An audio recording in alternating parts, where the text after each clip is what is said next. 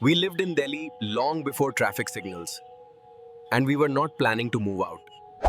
They built offices. We upgraded them. Free food, free space, excellent city views. Humans called it a crisis. We called it urban expansion. They tried shouting. They tried chasing. We stayed. Very professional of us. Then they brought in a bigger monkey to scare us. Unfortunately for them, we were not scared. We were curious. One day, things went wrong.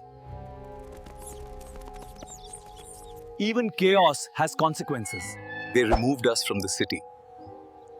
But Delhi never forgot. Who really ran the rooftops?